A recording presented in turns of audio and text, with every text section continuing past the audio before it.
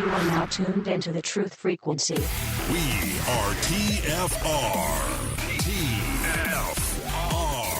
Truth Frequency Radio. All right, welcome back, everybody. And so, with this segment, Chris, I'd like to speak about kind of how you came to this knowledge and what led you to even begin study on this topic. I know myself, I was very hesitant and refused to do so for a very long time, but it was only after the months of insistence by many of my listeners to be and to remain open-minded that I finally decided to examine it and found immediately that there was merit to it. Well, it's funny. I think when it first started buzzing around on the internet was around the spring of 2015, if I recall, somewhere around in there. And a friend of mine had mentioned to me, Chris, there's this new thing going around on the internet about this Earth being flat. And of course, my first reaction, like everybody else's, was I started laughing and thinking, "Oh my goodness, what are they gonna come up with next on the internet to keep us entertained?" Right. I laughed, didn't think anything about it. I thought this is one of the craziest thing I've ever heard.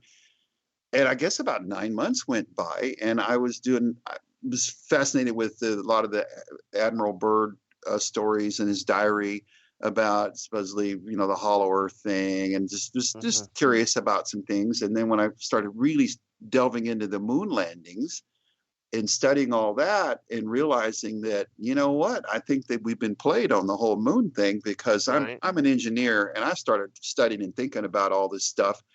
And I realized that there's no way they could have done it back then. They can't do it now. So how did they do it 50 years ago? And so that led to one thing after another. And then just being on YouTube, you know how it pops up on the recommended for you about the flat Earth. And I think it was Eric Dubay and Mark Sargent's Flat Earth Clues. And so I started watching that stuff, and all of a sudden I must have said at least 1,000 times over about a 2-week period, it just can't be. It just can't be. There's no way.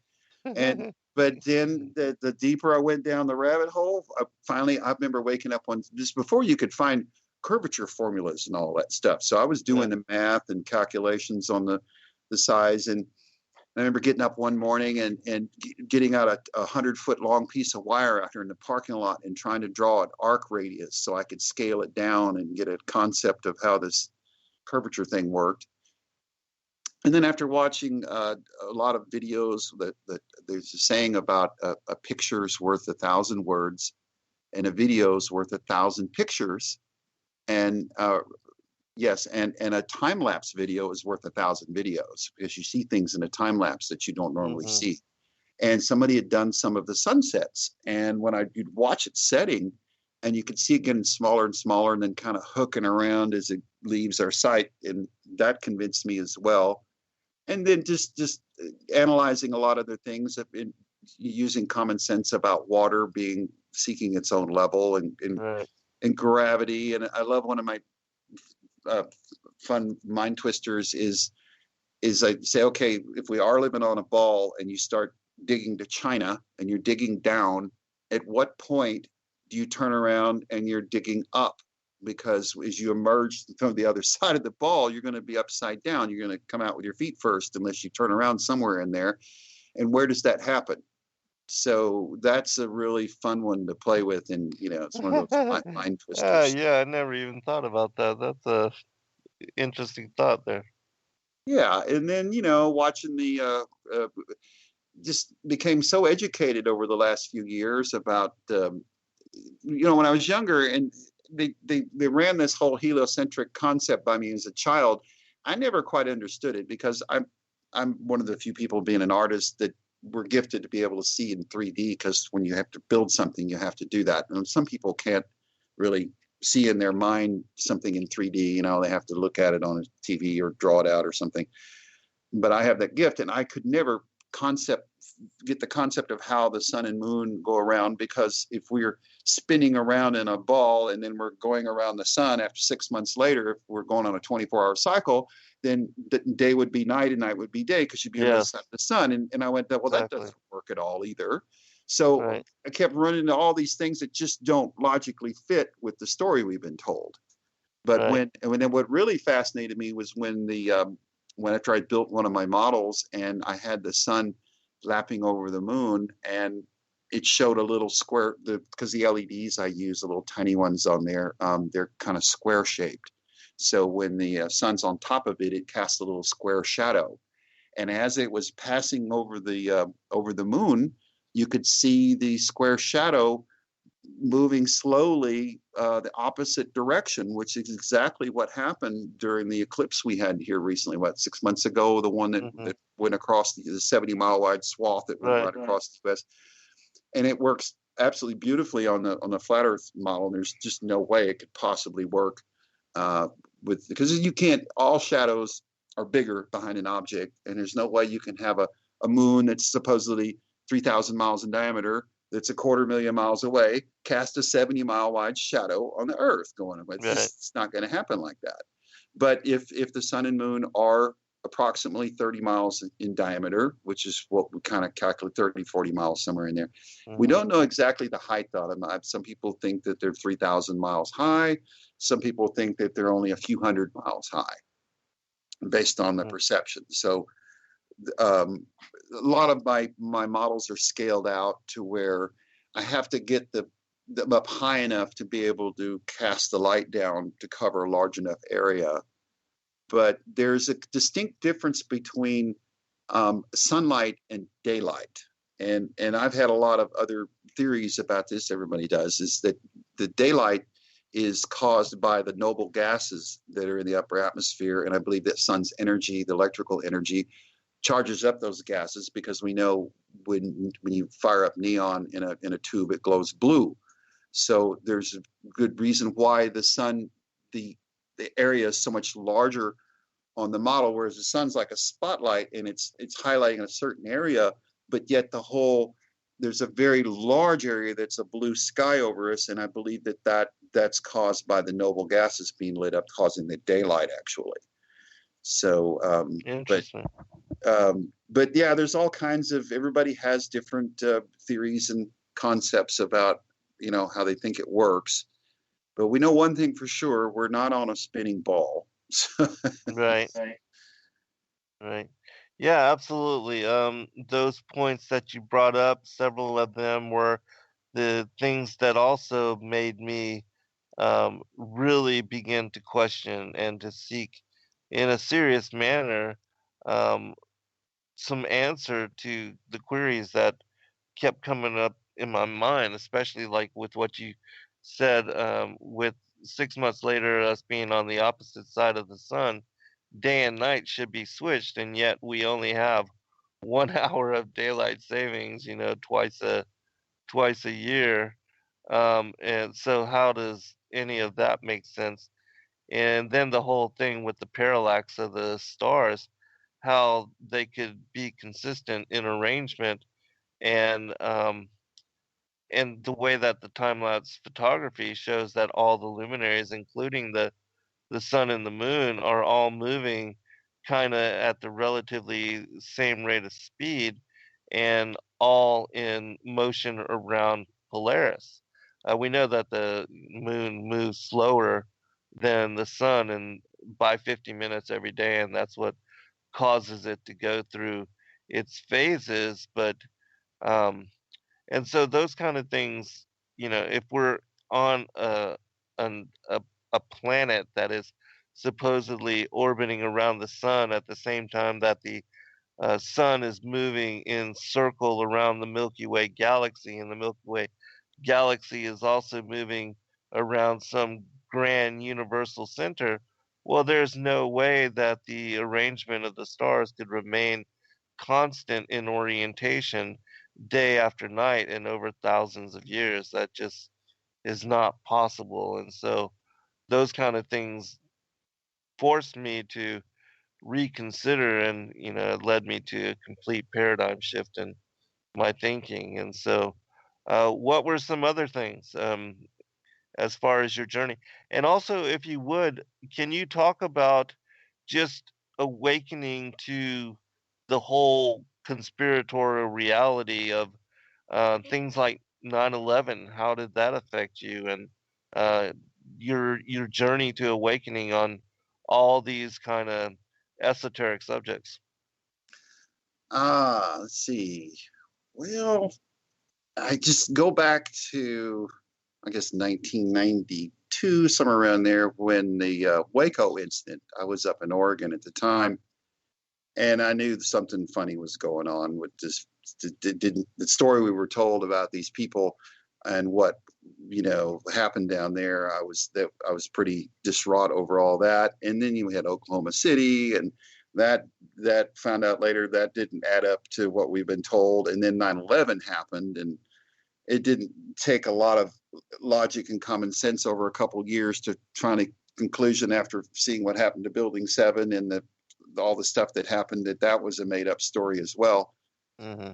But I love to tell everybody that I use the same logic and common sense to figure out the earth is flat that I did when I was 12 years old, because my mom and dad, they played the Santa Claus thing on me and my sister really well. I mean, they eat the bite out of the cookie and drink the milk, and and oh, look what Santa did, and we bought it. You want to believe your parents, and you go sit on Santa's lap, and Santa was cool because once a year, wake up on Christmas morning, you got lots of cool toys to play with and everything. Yeah, right. But when I was 12 years old, I started, getting some brain power and thinking about things, and everything I was taught in school about how airplanes fly and physics and common sense stuff.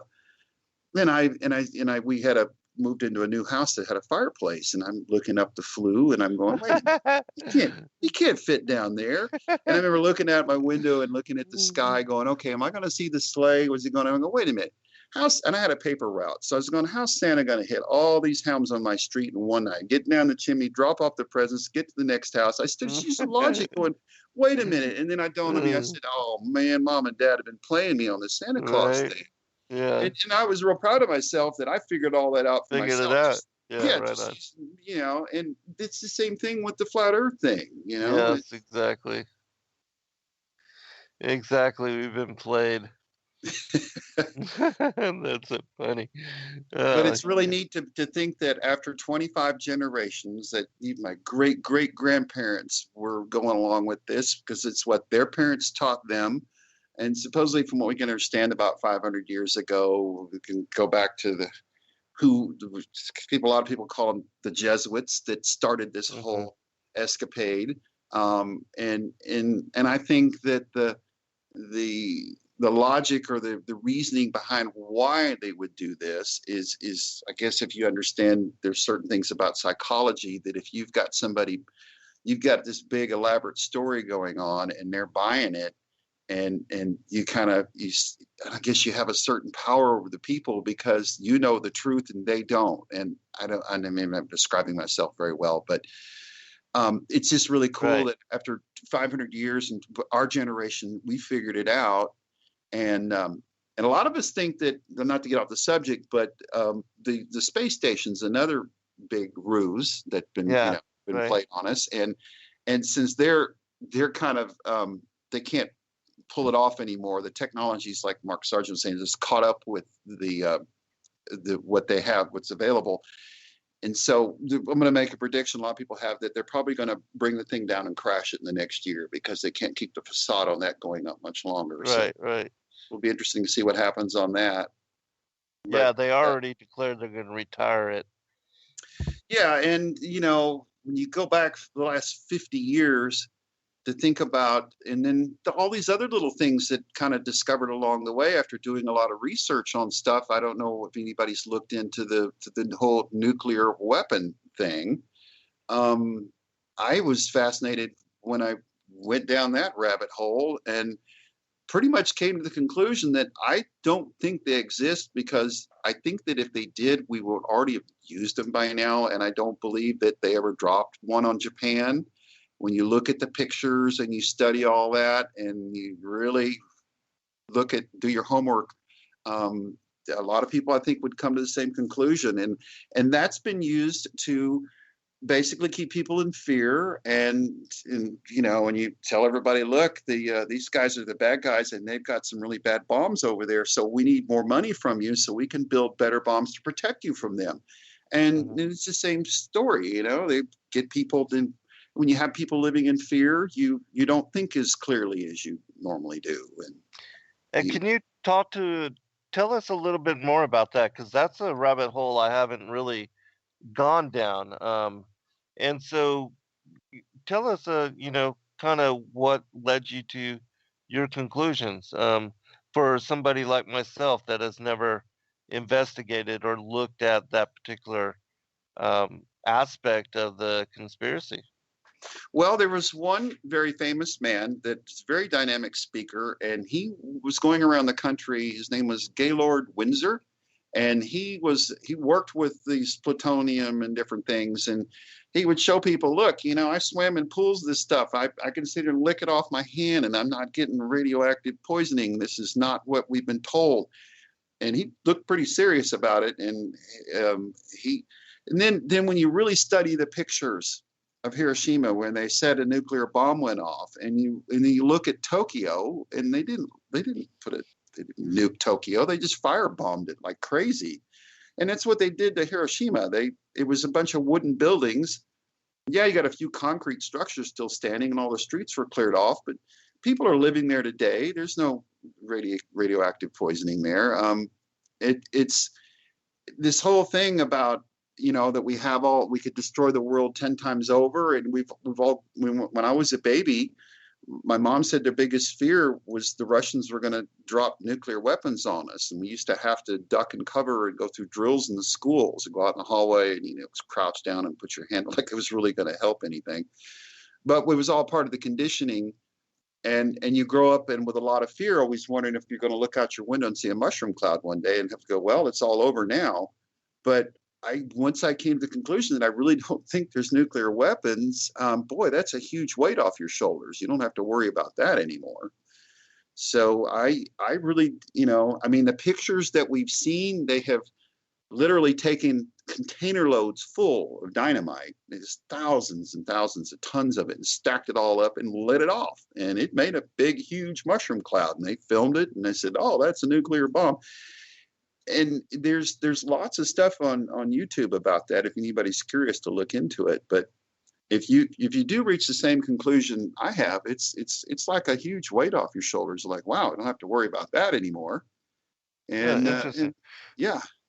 Well, let me ask you about this. You know, like the descriptions of the destruction of Mohenjo-Daro, like in the ancient past, and well, what do you think about like the Vedic and the people that talk about, you know, the ancient aliens, quote unquote ancient aliens, which we know they're demonic entities, but about the use of some kind of weapon in our ancient past, where even the desert sands being infused into glass. What do you think caused that kind of stuff?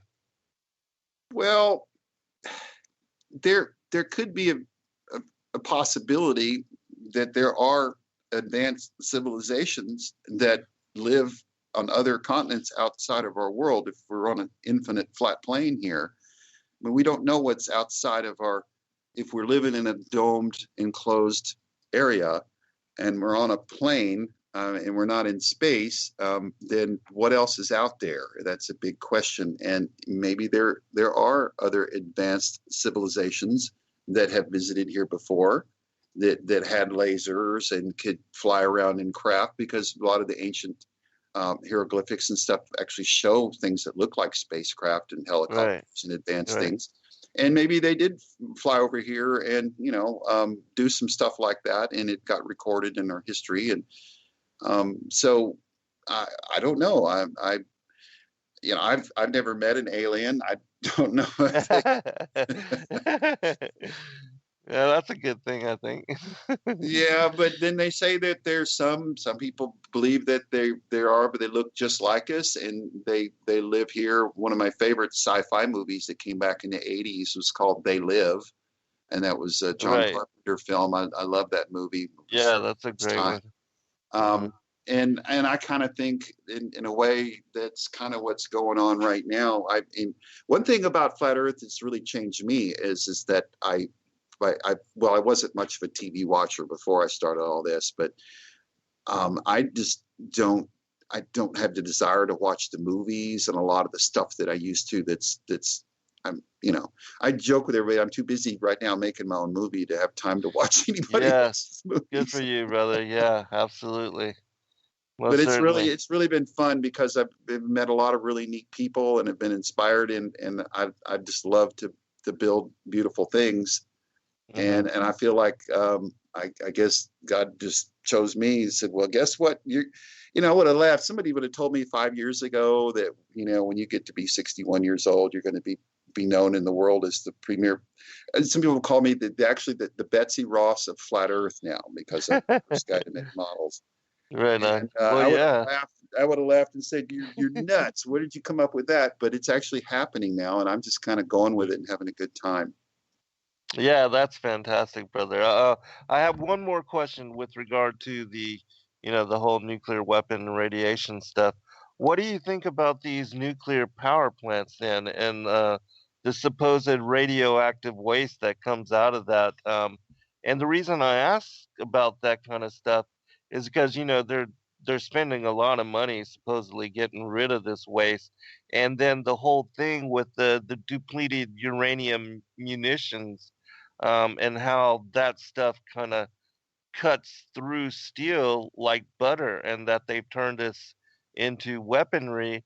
And the other thing is that supposedly, because of the low dose radiation that is affiliated with this depleted uranium weaponry, that the soldiers are getting sick, and that their DNA is being corrupted to such degree that they are giving birth to deformed and children that have severe complications and are um, abnormal in many ways. What do you think about that, and what do you think is causing that?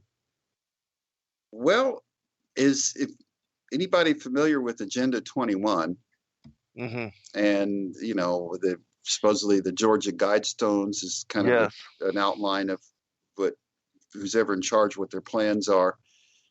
And then we've got our skies being sprayed and geoengineering in the weather and just a lot of crazy stuff going on. And then what's really sad, the latest statistic I heard is more of the soldiers are getting are dying from suicide than they are from battle now. So that's a Right. strange Yeah. thing.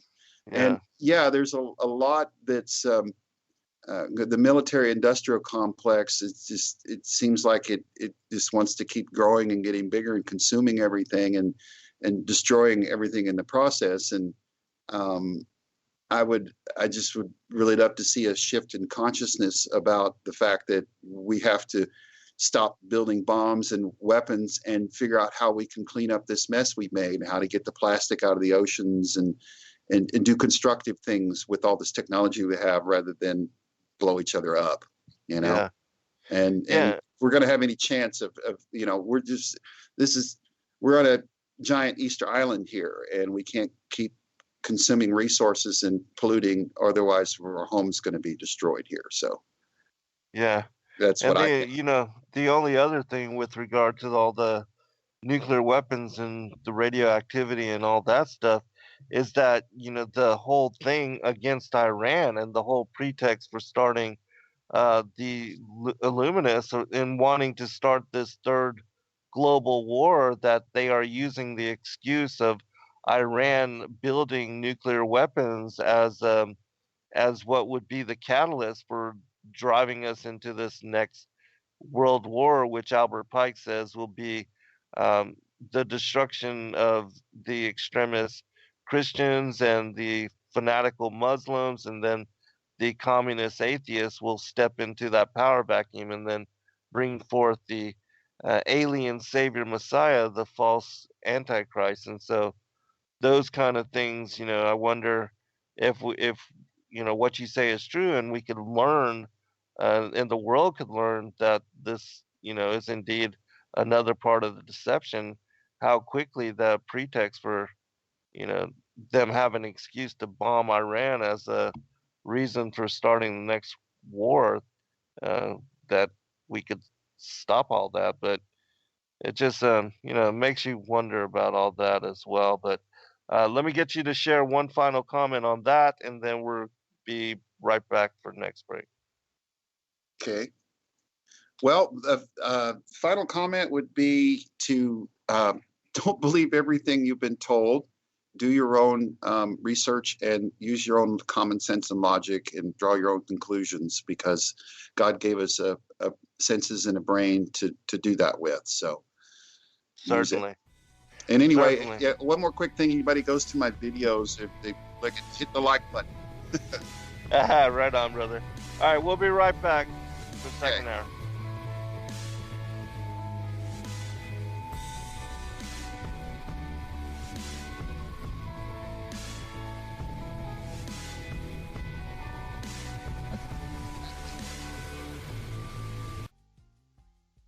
All right, welcome back, everybody, for second hour. I'm your host, Zen Garcia.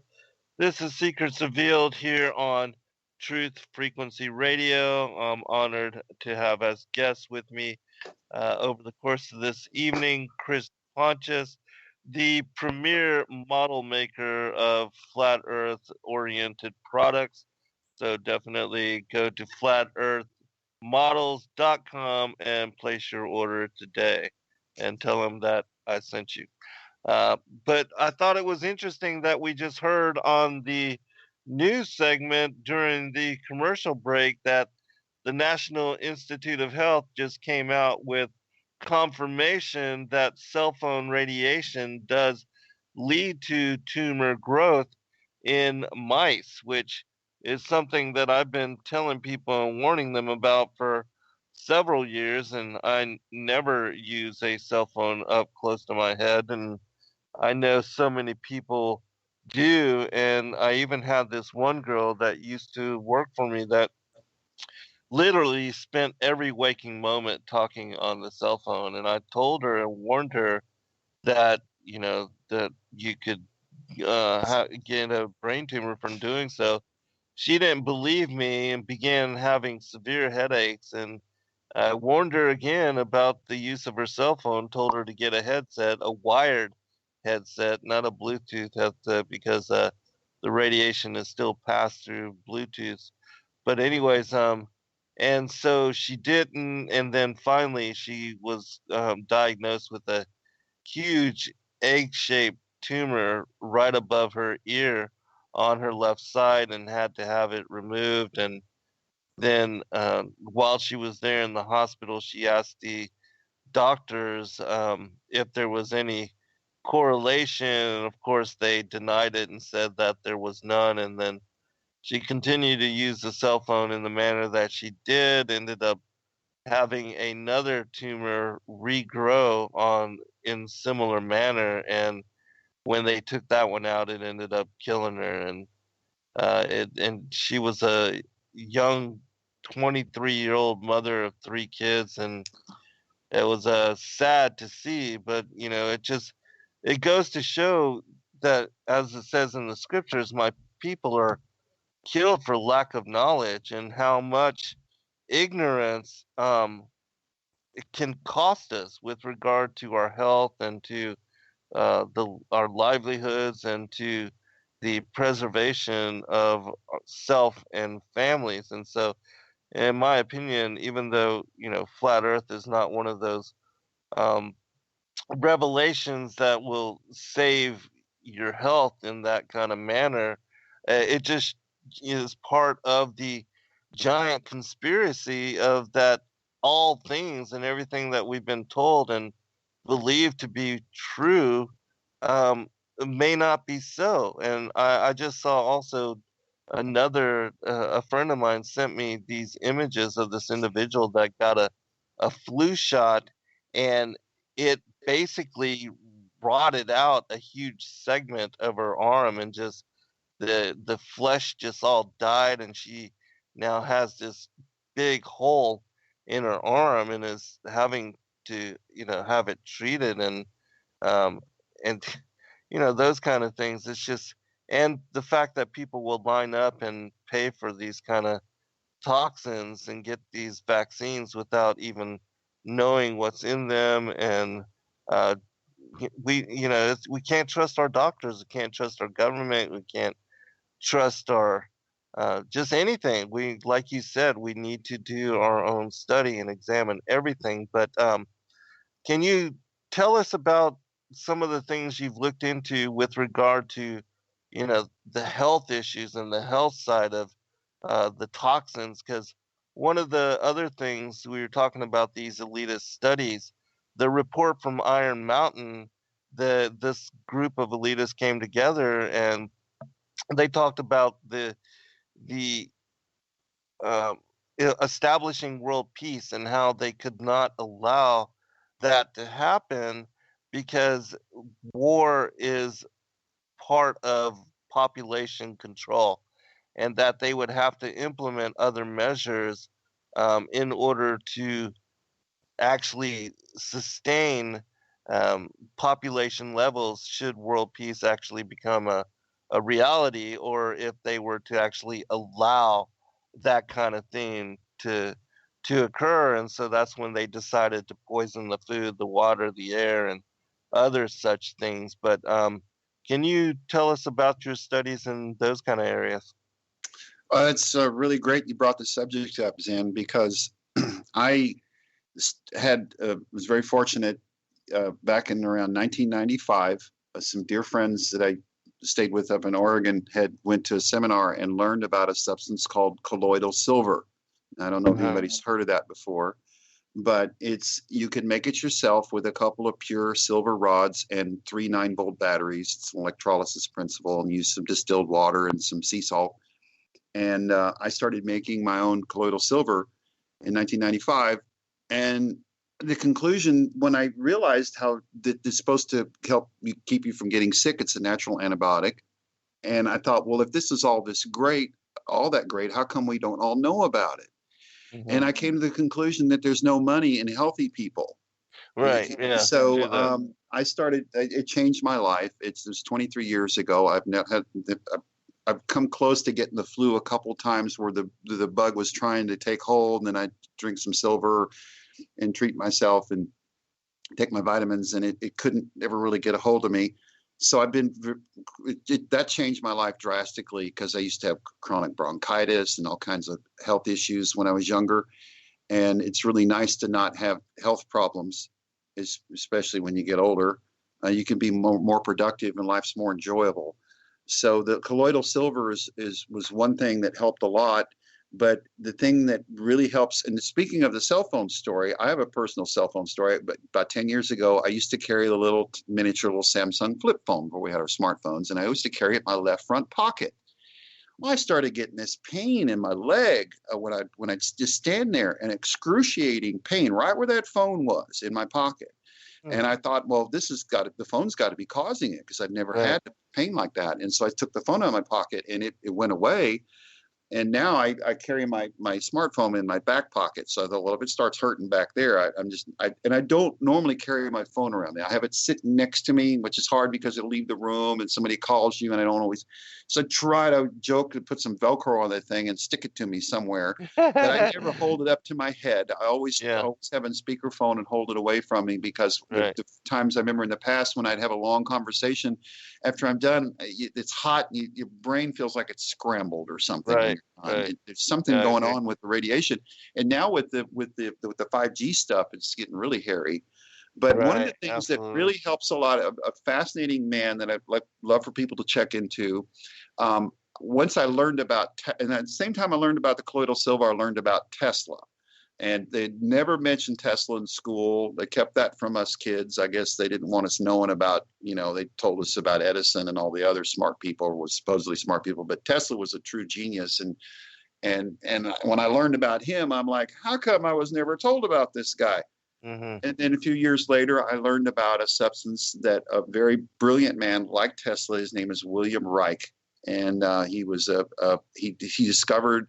He turned the coin phrase orgonite, orgone energy. It's a substance that doesn't abide by the same physics as electricity, so it can't really be measured, but it does exist. It's the life force energy. And so he started doing experimenting and helping healing people, and he built these devices. And there's some really cool movies about him on YouTube. Just look up William Reich, Orgone Energy, and you can learn about. And anyway, when the FAA found out he was healing people with these boxes without giving them drugs, naturally they came out and threw him in prison and locked him up for a crazy person. That's what they do to people like that. Right. So I made, when I learned about the chemtrail stuff that they're spraying us with, that people would make these things called chemtrail busters, and it was using William Reich technology with the crystals and the copper pipes, and you're concentrating the energy and just absorbing radio frequencies. They're wonderful. So I made these pyramids and a lot of things with the orgonite substance in there. You mix organic and inorganic materials, and they absorb negative energy and radio frequencies. And their crystals are great to have around you. So I highly recommend people to keep their because none of our electrical devices and communications would work without crystals. They are real magical in how they function. Radios wouldn't work or anything. And if anybody's ever played around with a little electronic lighter that you click and it clicks real loud, makes a spark and lights the lighter. Well, there's a little spring in there, and there's two little tiny pieces of crystal about the size of the head of a pin, and when they smack together real hard with a twist, they actually make a spark that probably produces 50, 100,000 volts that lights your lighter. And if you ever taken one out and played with one, they'll shock you really good if you pop them and play with them. But that's just two little tiny pieces of crystal, to imagine, and I have some big ones around here. So I highly recommend people checking into the organ. I'm actually bringing some pyramids that I made to the show with me. I started making those before I got into making the models, but I just never got around to setting up a website. Just a lot of projects going on, and so some people just really think they're magical. Some people, it's whether you believe it or not, but they work for me. I think I think everybody should have some orgonite in their house. But that's interesting. The orgone accumulator boxes that William Reich made were really fascinating. And another thing too is grounding your body is very, very important. I do two things every night before I sleep. I learned about what they call inclined bed therapy. And I just turned a friend of mine onto it. He was having a sciatic nerve problem, and you lift the head of your bed up about anywhere from 2 to 6 inches, depending on what you can handle. I started off at 6 inches, and the first week you slide down to the end of the bed. And I actually lowered mine back down to about 3 or 4 inches high now at the head. And I love it. It's something magical about sleeping with your head elevated. It's called inclined bed therapy. Look that up.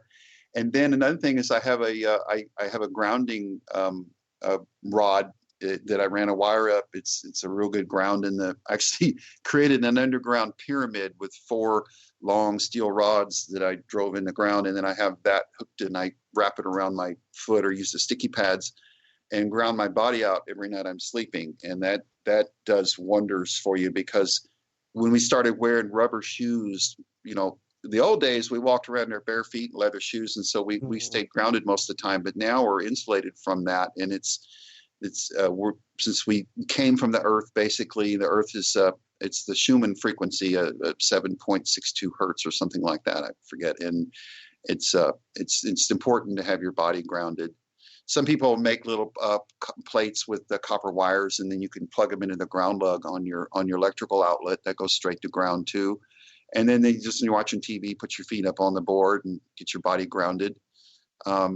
There's some fascinating documentaries of a man that went to Alaska and got a whole town interested in that and started grounding everybody, and guys that had been paralyzed that got up and walked for the first time in their life and stuff like that. So between the colloidal silver and the grounding, and then obviously take all your vitamins and stuff, and then try to sleep good and take care of yourself, and you'll probably won't have half the health problems that most people have. So drink water. And lots of good, fresh, clean water. That's very important as well. Hmm. Yeah, because most people don't drink water, and it's surprising to me how they can even function. Oh, Like, yeah. I And I have don't one girl that. go ahead. Well, go ahead. No, you go ahead, brother. No, I'd say, yeah, I give up the Cokes and the sugar. I like carbonation, but I just drink the flavored seltzer waters now, and I don't do the sugar anymore. And I just had a recent health checkup. My doctor was like, "You're doing pretty good for your age." He says, I've been pushing myself really hard and sore and tired, because when you stand behind the bench and you're building models all day long, you really don't get a whole lot of exercise. And this last few weeks working on this van, I mean, you're bending over, climbing ladders, just constantly physically going after it. And I'm sore and tired, but it feels good because I can see at the end of the day, all the hard work, I've got to show a sense of accomplishment, see some results, So, Yeah, absolutely. It's nice to be productive. That's the way I feel when I finish a book, or we, or even a radio broadcast or anything. Just being able to put out content and to help people in their work and their discovery of different knowledge and coming to truth in so many different ways. It's very rewarding, and so well, let's talk about some of the other aspects of what you've learned and what your kind of journey. Um, Tell us kind of about your life. You seem to be very knowledgeable about a lot of, well, not even just new age, but very health conscious and very conscious about just truth in general. Kind of what was your upbringing, and you've always lived in Oregon, or? well, let's, she got a few minutes here. I have a very interesting experience growing up that not many people get to do. My father, well, first off, I was born in Kansas City and then traveled to the West Coast and lived in Northern California. My grandparents in Oakland, California, and then moved to Texas when I was 10 years old, which would have been 1967. And then in 1972, my father decided to go off to a crazy place in the world where there was a war going on called Saigon, Vietnam. He was Oh, working wow. for the government. He wasn't in the military, but he was part of the Air Force Exchange, where the stores that they sell to the GIs over there. So he was a fixture specialist, and got to go over there and double his salary. And while he was there, he just fell in love with the country, and he met a Vietnamese lady. And then he decided that he wanted to come back here and take me and my sister to Vietnam and start a business while the war was going on. So that's not something. My dad was a little bit eccentric and just wanted to do something out of the ordinary. And so the few friends that I had that were over there, most of their parents were embassy or military people. We were the only Americans over there that didn't have any government. We weren't associated with the government. So I consequently, from 15 to almost 18 years old, I grew up really fast because there weren't any laws over there. I mean, you could, you didn't get carded if you wanted to drink, but I was aware of, and you could go to a pharmacy and but you didn't have to have a prescription. I mean, it's a different world over there. If you whatever you wanted, but I wasn't into the drugs and stuff. I just, was having fun. I was into motorcycles and Bruce Lee and nunchucks and of course girls. And so Vietnam, I just was running around doing a lot of crazy stuff. I had a lot of freedom and a lot of great experiences. All my friends were a lot older than me, and they liked me and kind of took me in and gave me, wise words of wisdom and advice about, how to grow up and deal with the world. And I never forget one guy telling me, he goes, you seem like a smart kid, I think he was with the CIA. I don't know. He seemed like one of those kind of guys that was pretty sharp and knew a lot was going on. He goes, I'm going to give you a bit of advice here, son. He goes, don't believe anything you hear and only half of what you see, and you'll get by in this world. And I always thought that was strange. And now that I'm my age now, I know exactly what he means now. Right. Right. Yeah.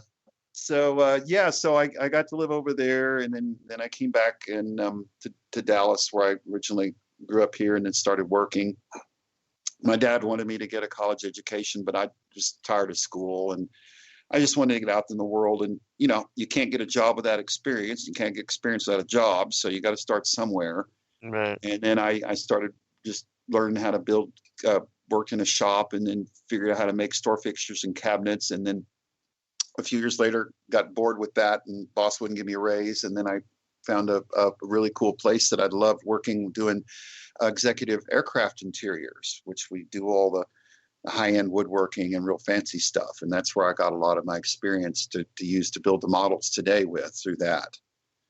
And then through the years, I just worked for myself. I did a lot of remodeling, and I mastered a lot of skills and trades because, I just had to. And I'm a quick study when it comes to things that are mechanical. And I've watched other people do things, and I learn very quickly. So I've learned, mastered, I could do basically anything construction wise, from plumbing to electrical. There's nothing. I could build a complete house all by myself from the ground up. Everything. I've done it all. Very cool. That's awesome. But I know that I don't like doing construction. It's great exercise, but I prefer working out of my little shop here, doing art stuff and, building these models. I love building these things. They're very challenging, and they just try to make them. I've had a lot of people, try to discourage me and tell me I'm building them all wrong, and that I'm, blah blah blah blah blah. But I just, oh gosh, I just say I'm just gonna, you start criticizing me and try to. I'm just gonna come back and make them bigger and better. Right. And you learn by doing, and you're basically pioneering this whole kind of this kind of profession. I mean, there's nobody else, and you are recognized as being highly skilled with what you do. And so for people to come up in criticism, everybody's an expert, aren't they? I mean, it's so funny. But yeah, that's life really, and doing is what teaches you. Even myself, in doing now Sacred Word Publishing and creating and releasing books and helping other people to do that, I had no idea in my younger life. I first published when I was 22 years old. My first book was, published way back then. I had no idea I was even writing a book. I was just writing poems initially, and then that whole avenue opened up for me, and my walk and my journey through life led me to, where now I do that kind of thing as a living, and publishing all these ancient materials and everything. And so the journey of discovery and just simple life, it leads you, and then doing things and developing your own way over time. That's what makes you a skilled artisan, and so I'm sure your product line and the things that you're doing now are just going to just get better and better and better. Even with every one that you do, I'm sure you're learning, more and more and more. And how long have you been doing? Well, I know it can only be a few years, because the journey of awakening is since 2015. Yeah, it's been just about 3 years now when I made the first model, 3 years ago. It's hard to believe all this has happened since then. But Zen, what I mean, money's nice to have, but I'm not motivated by money. A lot of family and friends have all said, I can't, with all your talents, I can't believe Chris isn't a millionaire by now. But money's never meant that much. I mean, it'd be nice to have a lot of money, because I can do more things like build museums and stuff and tinker. Yeah, because I tell you what, my tinkering habit gets expensive when you got to buy all this stuff to. And sometimes you do things that don't work, and you order extra parts, and then it's too much trouble sending back. So believe me, I have quite the collection of motors and lights and stuff down here. Right. Things that I found that didn't work. But what I really want to do is motivate other people to get out and build stuff and use their creative side, because it's great therapy. You don't have time to sit around and be depressed about life and all the things when you're engrossed in your work and your projects. That's how I deal with it, because it's real easy to get upset about everything going on in the world. And Sometimes Yeah. there's what you can do about it right now. But Right. I do look forward to the day. I like to think positive that somehow or another we're going to have a consciousness shift here where enough people realize that if we all focus our energies in a positive way and do something, it can be a much better world rather than dwell on, destruction and everything falling apart. You know what I mean?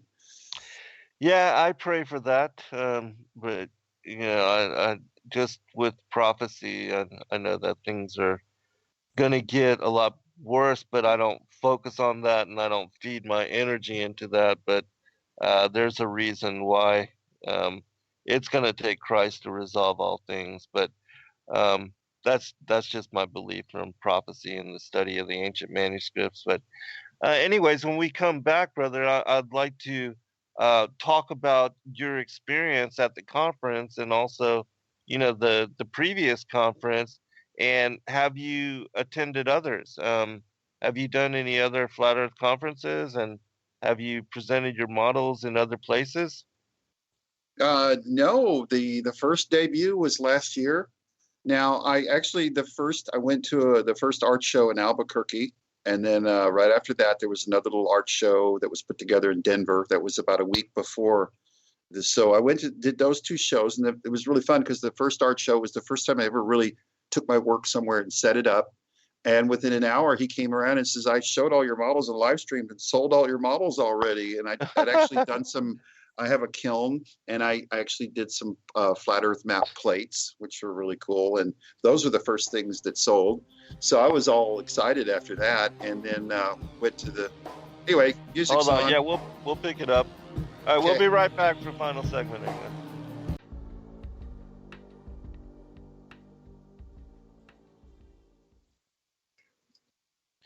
All right, welcome back, everybody, for a final segment. Let me give you a chance to finish what you were talking about, and then we'll move forward in discussion. I take a break. What was I talking about? Uh, I, I can't even remember myself, so we'll just move on in discussion. But we were talking about the conference, and Oh, yeah. yeah. Uh, the one thing about the conference last year that I was really having fun with, and the logic I made before I started building flat Earth models. I always I've loved motorcycles, and I made an electric mountain bike for a friend, and I was surprised at how powerful it was and how fast it would get around. And I thought how neat it would be to make a big bicycle with a big fat tire and a big motor and more batteries. So, one thing led to another, and I got inspired years ago watching those guys on a show called American Chopper, where they were building those really cool bikes and seeing what they're doing, and I can do that. So, and realized that I got humbled real quick because it's not as easy as it looks building an electric. So I decided to make an all electric chopper because I thought it'd be so cool that something could charge up with solar panels and ride it around and not ever have to burn gas again. I mean, I don't like the smell of gasoline. If you ever sat behind a car for very long or an old Harley, you can't breathe. Yeah. And with our air, and I'm grew up in the big city and a lot of pollution and funky air here, and it would be so nice if we just didn't have these gas cars, because we have the technology to get rid of these I call them infernal combustion engines. They've served their purpose well. The steam engine served its purpose through a certain period of time until the infernal combustion engine came along. But now it's time to move on to other things. And I do believe that there are people. One person was very inspirational that traveled the country and built a water-powered car named Stanley Meyer. Have you ever heard of him? Yeah, wasn't he murdered? Didn't he have a military contract? Well, I don't know all the details on that, but basically, while he was going around the country trying to show everybody that you could run, he supposedly drove this dune buggy of his across the country on a I don't know, a couple gallons of water, Yeah. and so, but he mysteriously died. He thought he was poisoned, Right. because Yeah. the giant oil companies make zillions of dollars every day Right. with us burning Mhm. the stuff in the atmosphere. And so I was just inspired to do that. And that's my big dream while I'm still here. Well, hopefully be around another few decades to see clean air and free energy for everyone. Well, how's it going with that? I mean, have you achieved, electric um, chopper, and do you know about how to create an engine that runs off water? Actually, I do. And I played around with some things. There's a very fascinating substance called Brown's gas, which is HHO. And a lot of people are familiar with that. And it's not found anywhere in nature. It's the way you use electrolysis to split water apart and you create hydrogen and oxygen. And it's mixed back together in the right ratio to create a substance called Brown's gas, which was the man that invented it. And supposedly that substance will neutralize radiation. So I don't know what the big deal is. Well, they'd spend all this money and say, we got to bury this in the mountain because Brown's gas is a very fascinating thing. I mean, you can weld anything to anything with it. It will self-adjust the flame. It's fascinating. People have used it to get better mileage with their cars. You can buy all kinds of kits to do that now. So there's a way to run your car on water that's doable now. And then there's other things, ways with magnets. And I've been fascinated with a lot of inventors that have been well known about and that have made over unity devices. One man that I could go down a list of dozens of them, and I've tried building a lot of these things through the years, but the problem with it is they require time and money, and when you're trying to work and pay the bills and hustle gigs, it's hard to find the money sometimes to buy all the things you need to do, because you'll work on something for a couple of months and spend a lot of money, and then it may not work, and so but you learn a lot, and you have to go back and try other things. But there are quite a few inventors that have figured this out already, but they just either got bought out or mysteriously died or something happened to them. If anybody can imagine why that would happen, but I see a future in that, and I would. That would be the ultimate thing. I'm hoping that a lot of this. I mean, I really haven't been able to sustain and make a living off of making these models over the last few years, because all the little extra money I made, I've invested and bought more stuff to make more models with. And fortunately, I've have other side jobs that I do to keep my bills paid. But it's been a struggle. I'm still what they call a starving artist over here. It's a real stretch because all the time and money I've spent getting this van fixed up. And I haven't had really a whole lot of sales in the last few months, and because I know I just have a lot of expensive models on there right now, and people are. I'm sure it's hard for people to justify spending $2,000 or $3,000 for a piece of artwork or a model for their house. So. Mm-hmm. Uh, Yeah, but I think when the word gets out and those people that do have that kind of money, that they will look to you, and that you will find a group to support you in your efforts, and that it will come together for you.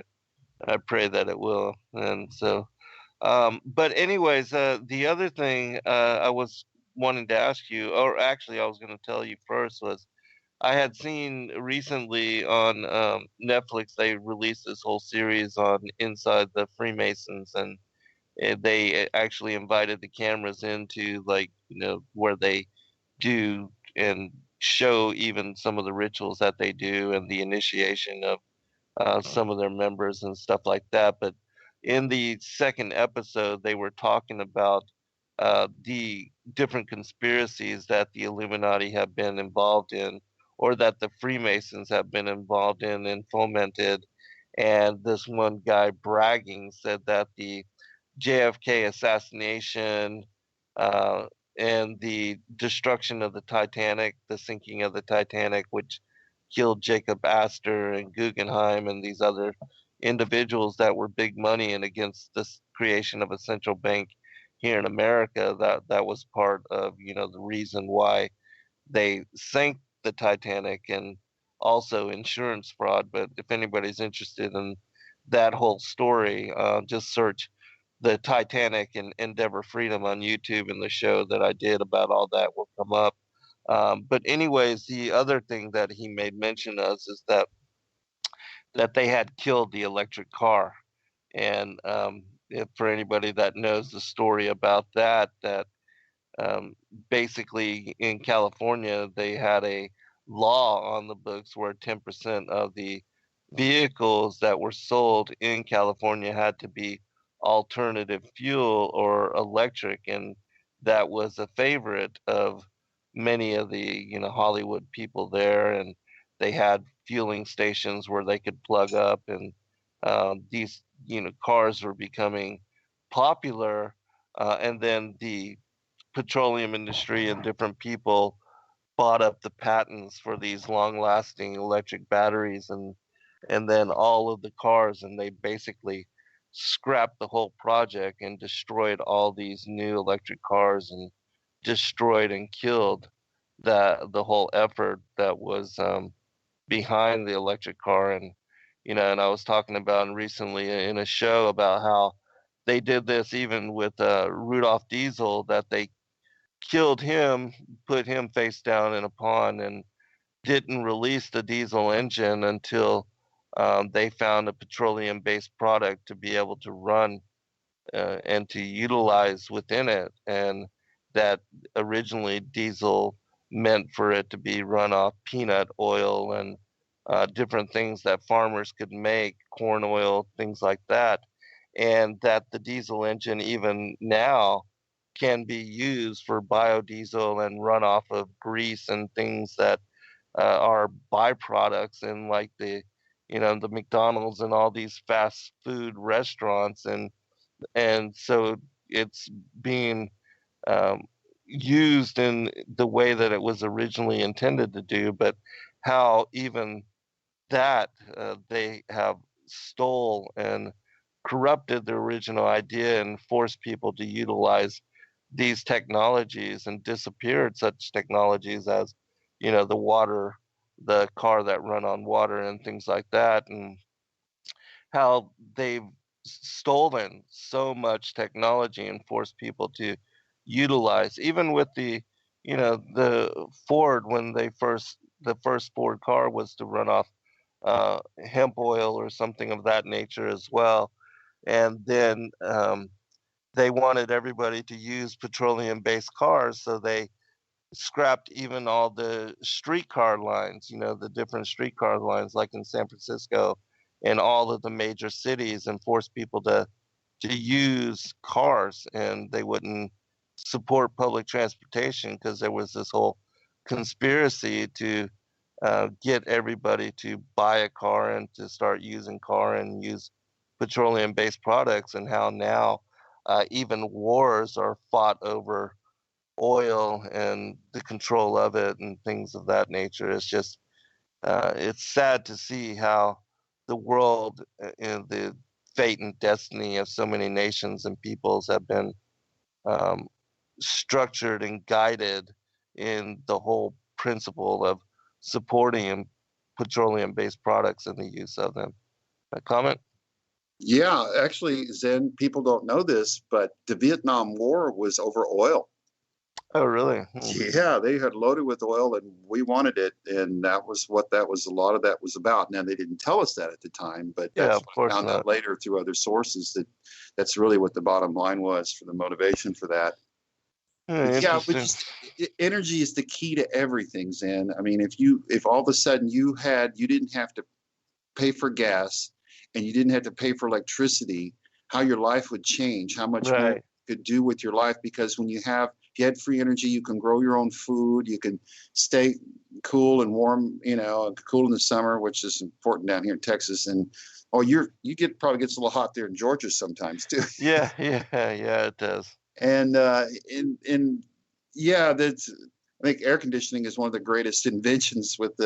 I wouldn't be living down here in the South if we didn't have it. I'll tell you that right now. But and yeah, just having some your own source of energy empowers everyone again. And the Rockefellers and the powers to be know this, and they've controlled the flow of energy. And we all slaves and work like crazy to pay all our energy bills. And Hmm. I look forward to the day when we don't have to do that anymore. Yeah, why all houses aren't built with solar panels, which I saw that in California they are creating an initiative to where all new houses have to be constructed with solar panels, which is fantastic. And why everybody's not outfitted with solar panels is just another one of those things that just shows the power of these energy companies and forcing people to utilize and buy energy from them and all of that. It's fully part of a grand conspiracy, but um, yeah, we've got about 12 minutes remaining, brother, and so I want to just give you a chance to speak on anything that you'd like to talk about the upcoming conference, or anything that you'd like to share, words of wisdom to the listening audience. The platform is yours. Oh, let's see here. Well, the conference is it's going to be quite an event. From what I understand, there's going to be probably twice as many people there this year. Hmm. And because of the location, a lot more people can get there from California. Raleigh was quite a stretch from people get clear across the country.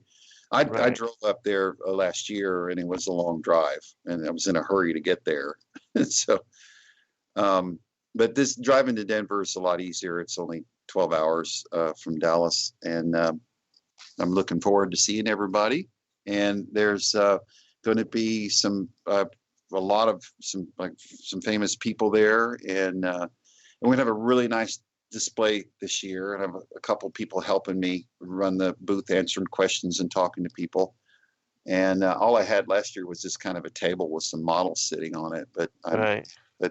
I can't believe that we're actually going to be able to bring the van inside and park it where our display area. And I'm That's very hoping to cool. see a lot of photo shoots, and because the colors that I painted my other one years ago, it's a lime green, electric lime green, and electric blue, and I faded them together. They blend, and so a lot of people just love that color combination. I mean, there's the other day I don't go by and get compliments on my other cars. It's kind of a theme now. I have an Acura I painted the same way a couple of years ago. So, but this one is I love fixing up these old vans. 2003 was the last year that they made these old Dodge vans that I'm real familiar with. That's all I've ever really had all my life. I call myself a Dodge van specialist. I have my old one here I bought 34 years ago, new, and it has almost 700,000 miles on it. And it's Wow. been through a few engines. I put a Hemi in it 9 years ago, and it's been running great. It's never broke down on me. It's been real reliable. Good old car, but it's considered an antique now. Doesn't get the best mileage in the world. So eventually, someday, I'll convert it over to run on electric or water power or something else other than gasoline. Would be really nice. Uh-huh. But Yeah. but yeah, the as far as just the conference is going to be really exciting. Yeah, I guess yeah, I just can't wait to get there. I've got so much to do until then. So since we get off our interview here, I'll try to get a couple more hours of work in. I've been going to work until about midnight every night, and then starting try to get 7 or 8 hours sleep and get up and get started.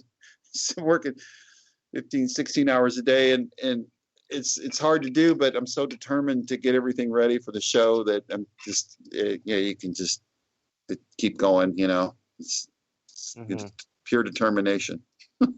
Yeah, I often do the same. Work just, from the time I get up, and then take lunch, and then just start working all the way till I go to sleep, just on different things. But you were talking about water conversions. You said that they have this available now. And where Uh, would people go to find that or look into it more? well, it's called, the main thing that you can find kits and things as HHO, which is the term for that Brown's gas. It's the reason they call it HHO is it's 2 parts hydrogen and 1 part oxygen. And when you mix those two together, it just makes a substance, like I said, that's not found anywhere in nature. And it's very magical, actually. And there's people that have used it for physical therapy. Go on down the list. Brown's gas. They still don't know all the uses and the magical properties of this HHO gas. So water is a really fascinating subject that I've studied. And I've when I learned about another thing it's fun to look into is what they call structured water. And you basically can take water and spin it in a vortex and then put magnetic. Water is fascinating because I don't know if anybody's seen some of Dr. Emoto's work where he uses the snowflake crystals, and then you can have water where you yell and scream at it, and you look at the crystals and they're all deformed, and then the ones that you put your hands around and give it love energy, they're all beautiful and perfectly shaped, and it's water has memory, and then when you think about how nature, it's a distillation process where the water evaporates, and then my always theory about what causes the sound of thunder is when the electrolysis in nature splits the water and cleans it, and when it comes back together again and forms into the hydrogen oxygen forms back into water, it makes a very loud noise, and that's probably what causes the thunder sound, if anybody's ever wondered that. But yeah, so but the electrical, we're all electrical energy, and we're surrounded by it, and the life force energy, which has been, was finally figured out that it does exist. As far as people getting sick and having health problems, a lot of it has to do with what goes on in your mind. Another fascinating individual, if anyone wants to look into, that I was really inspired by and blown away, was the guy called William Hoff. He's called the Iceman. Have you ever heard of him? Oh, you got to look this guy up. He's from somewhere in Europe, and he walked across Mount Everest in his shorts. And What? I'm not kidding you. This guy set all kinds of world records for putting his body in ice, and he can mentally control and he ran across the desert without water. Okay. Oh my God. And I think he's my age. He's an old fart like me. And also he, what else did he do? Oh, he went into a hospital, and they injected him with a biotoxin that would normally make anybody else sicker than a dog. He laughed at him and walked out of the hospital, and they said, "Oh, you're a freak and you're a fluke." And he trained 12 other people to do the same thing, and they all walked and laughed at him and walked out of the hospital too. And the doctors were blown away. And he said he just got into a meditative state, told his body to get rid of the bad guys, and healed himself. And so, people like that are really fun to watch and listen to. So just Google the Iceman. You'll find him on there, and he's got a really cool story. His testimony is really wonderful. Fascinating. Yeah, there's so much that we don't understand, with regard to the electromagnetic dynamics of creation and the way that even energy works with, the whole law of attraction and all of that, the way that water reflects consciousness and intent and things like that. And so, yeah, there's people that know about those kind of things and that put them into use. Fascinating individuals. So much to learn, but we're so preoccupied with just trying to pay bills. Satan's done a really good job at keeping us distracted and astray from these kind of things. Final comment. Go ahead. They're called weapons of mass distraction, is what those are called. Yeah, true that. Absolutely. Well, one more quick thing here I want everybody to check into too is anybody's heard of the NASA or read the NASA war document. It's called Silent Weapons for Quiet Wars. Yes. Have you ever read that? Yeah, absolutely. Okay. Discovered it in Beyond the Pale Horse. It's the whole documents in that particular book as well. But if you would, brother, also give out your website contact information where people can go to look at the models once more. Yeah, flatearthmodels.com. And I have a YouTube channel, which is Flat Earth Models. And if you see any of my videos on there, just go ahead and hit the like button. And also, if you want to email me, it's flatearthmodels@gmail.com. So they're all the same. And I usually try to answer my emails. I don't know if I'll be able to do much over the next few weeks, but I promise anybody that I will have more models on my site when I get back from the conference. I'll, plan on building a bunch more stock from up to the first of the year. So, Most excellent. What about your YouTube channel? the YouTube channel is Flat Earth Models at YouTube, and I have some videos on there of some of my stuff, showing how the clock works and a couple of things. Also, we've been documenting the whole van project, and we're going to try to put together a quick little YouTube movie, 30-minute movie, edit it down and show all the processes of all I've had to go through to get the flat smack van ready. But I'm hoping it'll be a great tool for getting out there and getting people's attention, get them to look into it more. Flat smack. I love it. Yeah, I don't know what else to call it. Well, that's great, brother. Well, hey, I just want to thank you again for the clock and all the work that you do, and looking forward to meeting you in Denver and getting a chance to hang out and know you better. It's a real pleasure. Thanks for taking the time to join us this evening and sharing broadcasts. It was a fun show. Well, thank you for having me on. I really enjoyed talking to you and everybody else that's listening. I love everybody, and I can't wait to see you at the conference. So have a great trip there, and keep posted. I'll try to get some more videos posted here about things that are going on when I have some time. We'll see. Excellent. All right. Be blessed, brother. God bless everyone. See you in Denver, and have a good night. Good night, everybody. Shalom.